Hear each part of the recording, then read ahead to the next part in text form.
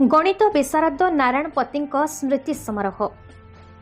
प्रवीण गणितज्ञ और छात्र वत्सल प्रधान शिक्षक नारायण पति स्मृति में बंगाली साहित्य रामकृष्ण कुटीर सम्मेलन कक्ष एक श्रद्धांजलि सभा अनुष्ठित हो जाए।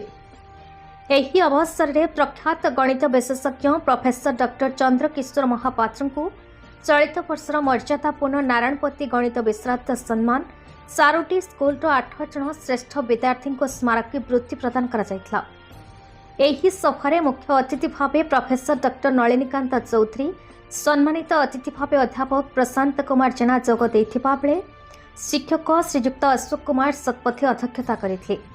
स्मृति संसद सभापति श्रीयुक्त पद्मनाभ सामल, उपसभापति डॉक्टर प्रदीप राय, साधारण संपादक डॉक्टर सत्य राय, युग्म संपादक श्रीयुक्त भुवनानंद महांती, कोषाध्यक्ष श्रीयुक्त गोकुलानंद पट्टनायक एवं संगठन संपादक श्री सुभाष चंद्र साहू प्रमुख कार्यक्रम को परिचालना कर व्यापक भाव में सफल करथिले।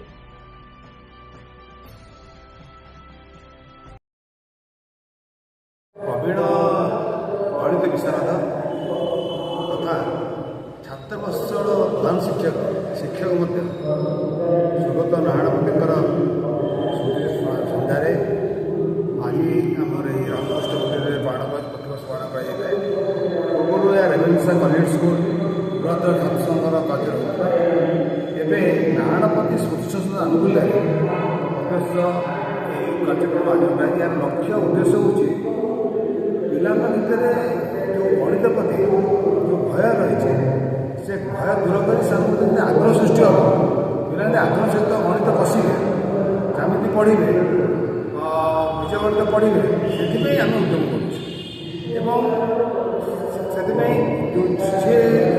करती जो स्कूल सब शिक्षकता कर विशेषकर रेभेन्सा विलेज गणित विशेष नाम नामित नारायणपति स्मारकी गणित विशाल सम्मान दूँ बहुत सुंदर भाव में ये कार्यक्रम चली।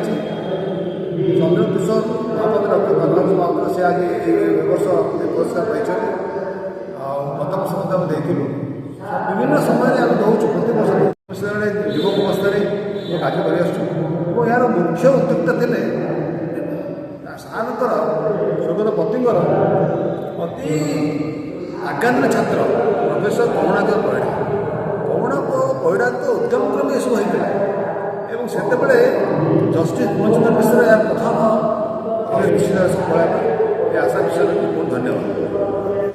कटकरू दामोदर बेउरांक रिपोर्ट, भारत न्यूज।